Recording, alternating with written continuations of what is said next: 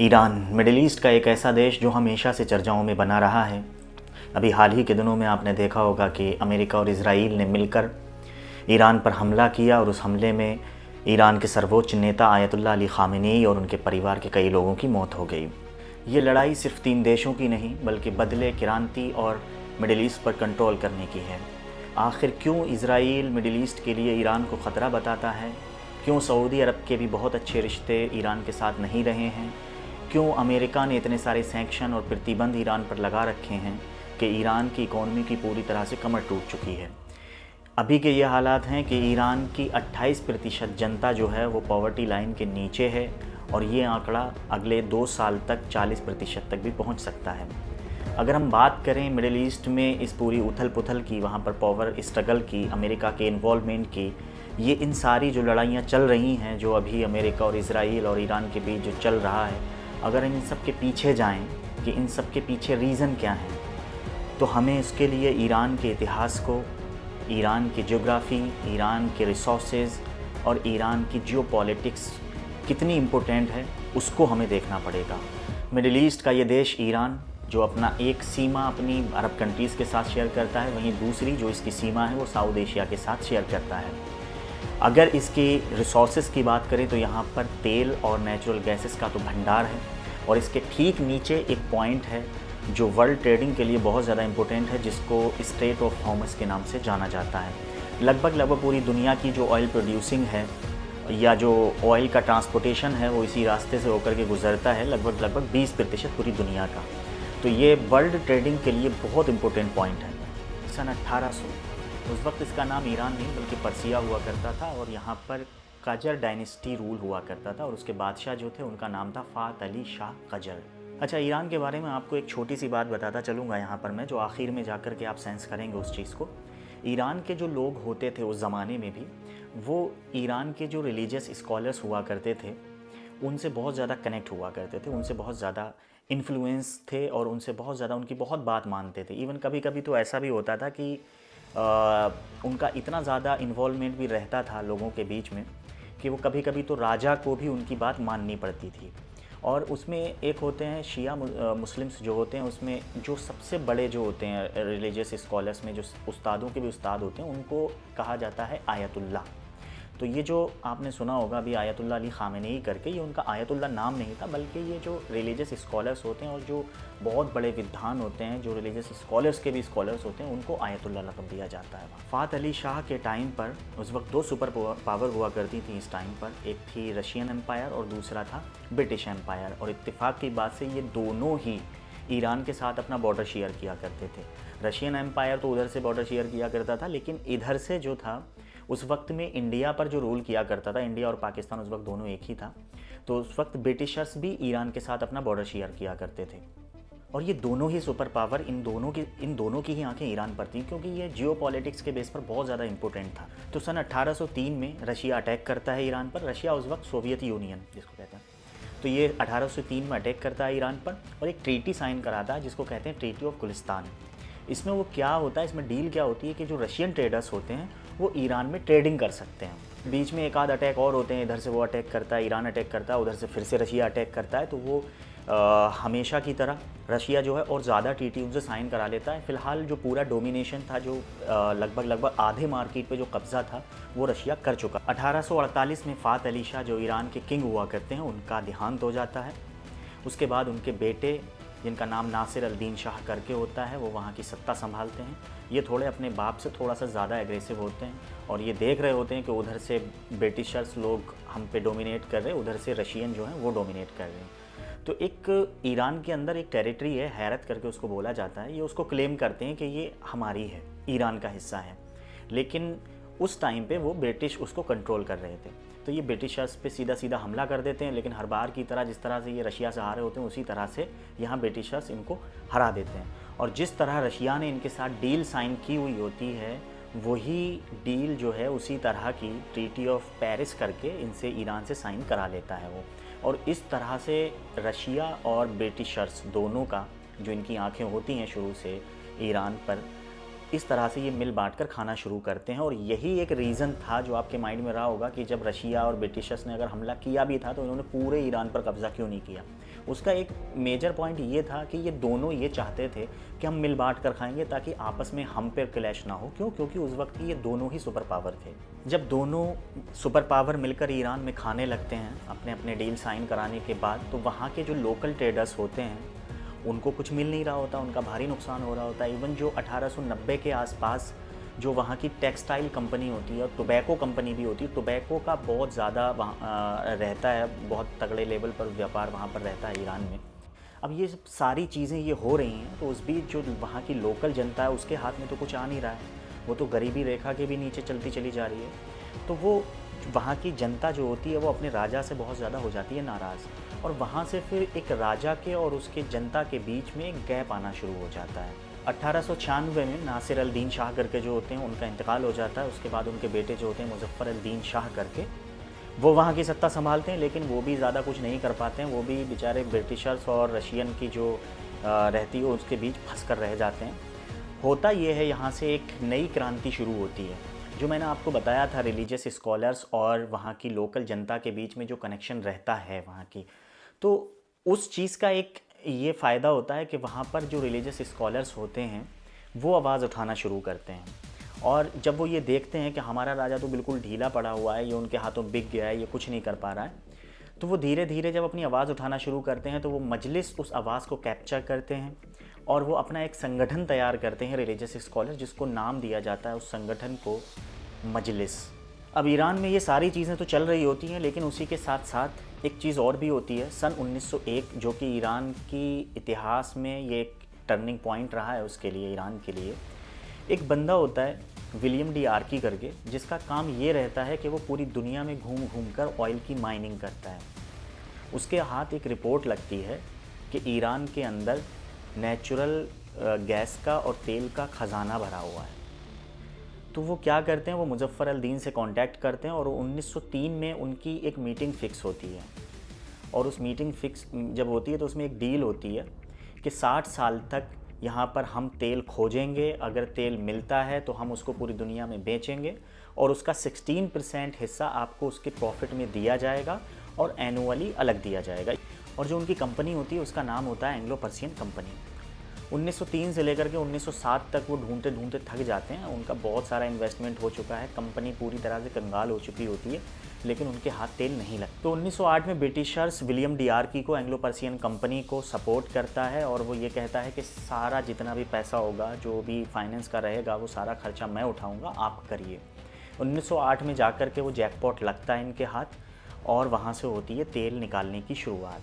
अब जब तेल निकालने की शुरुआत हो गई, एंग्लो पर्सियन कंपनी जो पहले हुआ करती थी वो बाद में ब्रिटिश ने उसको एक्वायर कर लिया, तो उसका नाम दूसरा ब्रिटिश ऑयल करके कुछ रखा जाता है। लेकिन वहाँ की ईरान की जो लोकल जनता होती है वो इस चीज़ से बहुत ज़्यादा नाराज़ हो जाती है कि हमारे राजा ने बहुत गलत डील साइन करी है। क्यों? क्योंकि ये हमारी ज़मीन है, हमारा तेल है और इस पर बाहरी विदेशी लोग आकर के इस तरह की चीज़ें कर रहे और वो हमारा तेल पूरी दुनिया में जाके बेच रहे और हमें सिर्फ 16% मिल रहा है। तो वो इस चीज़ से काफ़ी नाराज़ हो जाते हैं और मजलिस भी पूरी तरह से एक्टिव हुई होती है। 1917 में फ़र्स्ट वर्ल्ड वॉर शुरू होता है, तो रशिया तो 1917 वाली जंग में इन्वॉल्व था ही, तो उससे तो अपनी कंट्री नहीं संभल रही थी, तो वो यहाँ से छोड़ छाड़ के भाग जाता है, ईरान को खाली कर देता है पूरी तरह से। उसके बाद 1921 में ईरानियन जो पब्लिक होती है और जो मजलिस होती है वो दबाव बनाते हैं ब्रिटिशर्स पर कि आप भी जाइए यहाँ से, लेकिन वो राज़ी नहीं होते हैं। लेकिन खैर 1921 आते आते तक ब्रिटिशर्स भी राज़ी हो जाते हैं ईरान छोड़ने पर। अब उधर ईरान में जो पूरा कंट्रोल होता है वो पूरी तरह से मजलिस के हाथ में आ चुका होता है। उस बीच क्या करते हैं, मजलिस क्या करती है, राजा पे अटैक करके वहाँ पर तख्ता पलट करती है, सारा कंट्रोल अपने हाथ में ले लिया होता है। और उधर ब्रिटिशर्स और रशियन जो एम्पायर होता है वो भी ईरान को खाली कर देता है। और 1925 में फिर से सोवियत यूनियन और ब्रिटिश एम्पायर मिलकर एक बार फिर से ईरान पर हमला करते हैं और वहाँ पर तख्ता पलट कर देते हैं। और इस तरह कजर डायनेस्टी रूल जो होता है वो वहाँ पर ख़त्म हो चुका होता है। ईरान का तख्ता पलट करने के बाद ये एक ऐसे शख्स को लेकर के आते हैं जिनका नाम होता है रज़ा शाह पहलवी, जो रशियन मिलिट्री में ऑफिसर्स होते हैं और इनको ईरान के तख्त पर बैठा देते हैं। और इस तरह ईरान में एक नए युग की शुरुआत होती है जिसको पहलवी युग के नाम से हम जानते ही हैं। ये रज़ा शाह पहलवी जो होते हैं ये वेस्टर्न कल्चर से बहुत ज़्यादा इन्फ्लुएंस होते हैं, तो ये उसी तरह अपना काम करते हैं। लेकिन ये एक काम अलग थोड़ा सा राजाओं से थोड़ा सा हट करके ये करते हैं, जैसे जो मजलिस का जो इन्वॉल्वमेंट था उस टाइम पे राजाओं के दौर में, ये उसको धीरे धीरे दबाने की कोशिश करते हैं। और ये अमेरिका से बहुत ज़्यादा इन्फ्लुएंस होते हैं वेस्टर्न कल्चर से, तो ये ईरान को मॉडर्नाइजेशन की तरफ को बहुत तेज़ी से लेकर के जाते हैं। वहाँ पर जो औरतों पर जो प्रतिबंध लगा हुआ होता है, वो जो चाहें पहन सकती हैं। मस्जिदों में एक मस्जिद में अलग अलग मस्जिदें हुआ करती थी नमाज़ पढ़ने के लिए, तो उस पर भी ये पाबंदी लगा देते हैं कि एक ही मस्जिद में औरतें और आदमी नमाज़ पढ़ सकते हैं। और औरतों को कंपनियों में काम करने के भी फ्री आज़ादी दे दी जाती है। बहुत से जो मॉडर्न काम होते हैं, जो आधुनिक युग की तरफ को बढ़ रहा होता है ईरान, ये ऐसे काम वहाँ पर कराते हैं। अच्छा, इससे मजलिस के और इनके बीच टकराव तो होता है, लेकिन मजलिस को ये एकदम से ख़त्म नहीं करते हैं, बल्कि धीरे धीरे करके दबाने की कोशिश करते हैं। लेकिन उसके साथ साथ ये और भी काम, जैसे कि विकास के जो काम रहते हैं, जैसे रेलवे का बहुत तेज़ी से उन्होंने काम कराया हुआ होता है, इंफ्रास्ट्रक्चर को बहुत अच्छे से काम कराया हुआ होता है।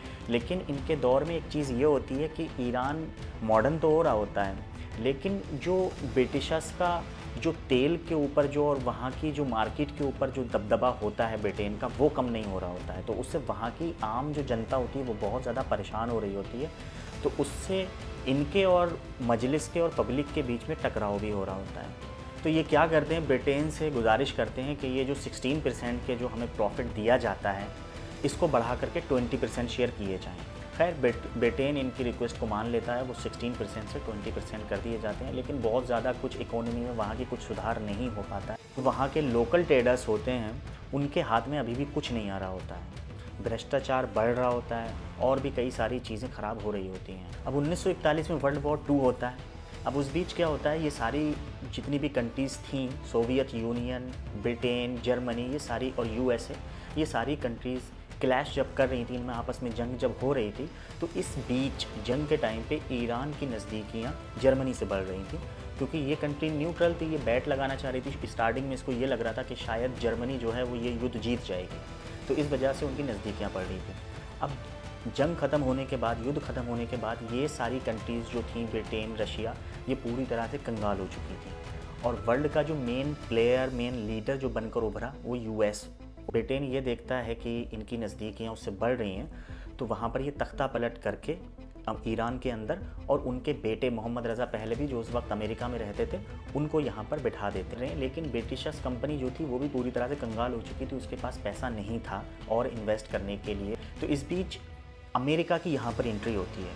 अमेरिका ब्रिटेन के साथ एक डील करता है कि फाइनेंशियली मैं आपको सपोर्ट करूँगा, लेकिन आपका जो प्रॉफिट हो रहा है उसमें मेरे 50% के शेयर रहेंगे। यहाँ से होती है अमेरिका की एंट्री इन मिडिल ईस्ट। उस बीच क्या होता है, मजलिस में जो मजलिस का मेन आदमी होता है, उनका नाम होता है मोहम्मद मुसद्दिक करके, जो मजलिस के मेन प्लेयर हैं, वो एकदम से उभरते हैं वहाँ पर और पब्लिक उनकी आवाज़ भी सुनती है। तो वहाँ पर आवाज़ उठाना शुरू करते हैं, पब्लिक को जागरूक करते हैं कि हमारे साथ ये क्या हो रहा है, इस तरह से। और पब्लिक उनको पूरा सपोर्ट भी करती है और पब्लिक के ही सपोर्ट से 1951 में वहाँ के प्राइम मिनिस्टर बन जाते हैं। जैसे ही वो प्राइम मिनिस्टर बनते हैं, वो ये वाली डील जो हो रही होती है, वो 60 साल वाली जो ब्रिटिशर्स कंपनी के साथ हुई होती है, वो उसको कैंसिल कर देते हैं। ये सुनकर ब्रिटेन और अमेरिका बहुत ज़्यादा भड़क जाते हैं। अब वो यहाँ पर क्या करते हैं, बाहरी ताकतों के थ्रू इनको मोहम्मद मुसद्दिक जो होते हैं, इनको हटवा दिया जाता है और फिर से पूरी ताकत जो होती है मोहम्मद रज़ा पहलवी के पास आ जाती है। मजलिस अब खुलकर रोड पर आने लगी और उसको पूरा सपोर्ट पब्लिक को मिलने लगा। 1960 के आसपास एक बंदा और उभरता है मजलिस से, जिनका नाम होता है आयतुल्लाह रूहुल्लाह खुमैनी। उनका बहुत अच्छा प्रभाव होता है वहाँ की पब्लिक पर। जब वो बोलना शुरू करते हैं तो पब्लिक उनको सुनने के लिए इकट्ठा होती है और उनकी बात मानती भी है। ये सारी चीज़ें जब मोहम्मद रज़ा पहलवी देखते हैं तो उनके लिए ये किसी सेटबैक से कम नहीं होता। वो काम क्या करते हैं, वो ये करते हैं कि अगर कोई भी मजलिस का कोई भी बंदा अपने लिए अपनी आवाज़ उठा रहा है या प्रोटेस्ट कर रहा है, तो उसको दबाने के लिए मिलिट्री का, पुलिस का सहारा लेकर के उसको जेल में भेजना या उसको अलग तरह की कोई सज़ा देना, इस तरह का काम करते थे। 1960 के आसपास जो आयतुल्लाह रूहुल्लाह खुमैनी जो थे, जब उनका बहुत ज़्यादा ईरान की जनता पर प्रभाव होने लगा और पब्लिक सड़क पर आने लगी, तब मोहम्मद रज़ा पहलवी ने कदम उठाया कि उनको एग्ज़ाइल कर दिया ईरान से और इराक़ भेज दिया गया। अब ये जो लड़ाई जो बन गई ये मोहम्मद रज़ा पहलवी और मजलिस के बीच की नहीं बन गई। अब लोगों के दिमाग में ये आने लगा कि भाई ये अमेरिका पूरा मेन प्लेयर यहाँ का बना हुआ है, अमेरिका हमारी चीज़ें खा रहा है, तो ये लड़ाई मजलिस की और सीधे सीधे अमेरिका की बन गई। उनके प्रोटेस्ट में क्या होता था कि जो मोहम्मद रज़ा पहलवी के मुर्दाबाद के नारे, उनके पोस्टर को जलाना, उसके साथ साथ अमेरिकन जो झंडे हुआ करते थे वो भी प्रोटेस्टर उनके झंडों को जलाया करते थे। अब उधर आयतुल्लाह रूहुल्लाह खुमैनी को तो इराक़ भेज दिया। अब वहाँ पर मोहम्मद रज़ा पहलवी ने ये सोचा कि इनको भेज करके शायद ये माहौल शांत हो जाएगा, लेकिन वो उससे और ज़्यादा भड़क गया और वो वहाँ पर इराक़ में उन्होंने क्या किया, बैठे बैठे कैसेट्स रिकॉर्डिंग करके वो उन्होंने स्मगलिंग की ईरान, और वो ईरान के लोगों तक पहुँचाई और वहाँ से लोग और ज़्यादा उनके साथ जुड़ने लगे। जब मोहम्मद रज़ा पहलवी ईरान के बेकाबू हालात देखते हैं तो वो, उनको ऑलरेडी कैंसर तो हो रहा होता है, तो वो कैंसर के इलाज के बहाने ईरान छोड़कर चले जाते हैं। मोहम्मद रज़ा पहलवी के जाने के तुरंत बाद आयतुल्लाह रूहुल्लाह खुमैनी ईरान वापस आ जाते हैं और वो वहाँ पर इलेक्शन कराते हैं। इलेक्शन में 90% जो वोट मिलता है वो इस्लामिक रिपब्लिक को मिलता है और इस तरह ईरानियन इस्लामिक रेवोल्यूशन की शुरुआत होती है ईरान में। ईरान की लोकल जनता के दिल में पहले से ही अमेरिका के लिए बहुत ज़्यादा नफ़रत तो भरी हुई होती ही है। उसके साथ साथ वो एक डिमांड करती है, जैसे ही इस्लामिक रेवोल्यूशन शुरू होता है उसके तुरंत बाद वो अमेरिका से डिमांड करता है कि हमें मोहम्मद रज़ा पहलवी को वापस दे दीजिए, हम उनको अपने हिसाब से सज़ा देंगे, क्योंकि उन्होंने हमारे साथ बहुत ज़्यादा अच्छा नहीं किया अमेरिका के साथ मिल करके। लेकिन अमेरिका इस डिमांड को खारिज कर देता है। तो वहाँ की जो लोकल जनता होती है वो सड़कों पर आकर जो उसकी एम्बेसी होती है, अमेरिका की एम्बेसी, उस पर हमला कर देती है और वहाँ के जो जितने भी ऑफिसर्स रहते हैं उनको अरेस्ट करके लगभग 1 साल तक उनको अरेस्ट करके रखा जाता है। और उस बीच जैसे ही आयतुल्लाह रूहुल्लाह खुमैनी अपनी कमान संभालते हैं, सुप्रीम लीडर बनते हैं, वैसे ही वो तमाम जो भी साइन, जो भी डील हुई होती है अमेरिका के साथ, वो सारी ख़त्म कर देते हैं पूरी तरह से, और जो कंपनी होती है उसको भी पूरी तरह से ख़त्म कर दे। ये सुनकर अमेरिका बहुत भयंकर तरीके से भड़क जाता है। वो पूरे सारे जितने भी नेशंस होते हैं, वेस्टर्न नेशन और यूरोपियन यूनियन, इन सब के साथ मिल करके अपना बहुमत हासिल करके ईरान पर प्रतिबंध लगाना शुरू कर देता है कि आपके साथ कोई डील नहीं करेगा, कोई ट्रेड नहीं करेगा, कोई आपका ऑयल नहीं खरीदेगा, तमाम तरह के सैंक्शन उस पर लगा देता है। लेकिन ईरान यहाँ पर भी नहीं रुकता, वो डटकर खड़ा रहता है। अमेरिका और इजराइल और ईरान के बीच कन्फ्लिक्ट जारी रहता है इस बीच, क्योंकि वो इजराइल को देश मानने से इनकार कर देते हैं, उधर अमेरिका भी इनके साथ इनके कन्फ्लिक्ट चल रहे होते हैं। उसी बीच खबर ये चलती है बाज़ार में कि ईरान जो है वो न्यूक्लियर सेटअप बनाने की तैयारी में लगा हुआ है। ये सुनकर अमेरिका भड़क जाता है, उसके साथ साथ इजराइल भी, क्योंकि इजराइल और अमेरिका दोनों नहीं चाहेंगे। इजराइल इसलिए नहीं चाहेगा कि उसके अलावा मिडिल ईस्ट में कोई और सुपर पावर ना बन पाए। अमेरिका का उसमें ये रीज़न है, अगर कोई और भी देश मिडिल ईस्ट में परमाणु संपन्न देश बन जाता है तो जो अभी उथल पुथल मची हुई है, जो पावर स्ट्रगल चल रहा है मिडिल ईस्ट में, वो ख़त्म हो जाएगा। जब वो ख़त्म हो जाएगा, क्योंकि आप खुद सोचिए, अगर जैसे इंडिया के पास अभी परमाणु है, उधर पाकिस्तान के पास भी है, तो चाहकर भी ये दोनों आपस में एक दूसरे से बहुत ज़्यादा भयंकर वाली जंग नहीं लड़ सकते।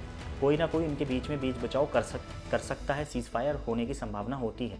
लेकिन अगर एक ही देश के पास अगर है और वो परमाणु संपन्न देश अगर किसी भी देश पर अटैक करता है तो कोई इतनी जल्दी बीच बचाव नहीं करेगा, क्योंकि उनको वो परमाणु युद्ध की तरफ नहीं लेकर के जा सकता, उनके पास ये खतरा नहीं है। तो इस वजह से ये चीज़ें बैलेंस में आ सकती हैं और वहाँ से मिडिल ईस्ट से अमेरिका का जो कंट्रोल है वो ख़त्म हो जाएगा पूरी तरह से, क्योंकि चीज़ें बैलेंस में हो जाएंगी। अमेरिका का ये प्रॉब्लम है कि मिडिल ईस्ट पर कंट्रोल मेरा ख़त्म ना हो, इस वजह से वो ईरान को किसी भी हालत में परमाणु संपन्न देश नहीं बनने देगा, क्योंकि परमाणु संपन्न देश होने के लिए भी बहुत ज़्यादा मेहनत, बहुत ज़्यादा पैसा चाहिए होता है और एक आध कोई बहुत जल्दी बन भी नहीं जाता। कोई ऐसी चीज़ नहीं हम बाज़ार से ख़रीद करके ले आए, अमेज़ोन से ख़रीद ली और बना लिया। इसको बनाने के लिए भी बहुत सारी चीज़ें चाहिए होती हैं, तो वो सारी चीज़ें एक बहुत जल्दी, बहुत कम वक्त में तैयार नहीं हो सकती हैं। लेकिन ये किसी भी हालत में ना ही इजराइल ना ही अमेरिका कभी भी ईरान को परमाणु संपन्न देश तो नहीं बनने देगा।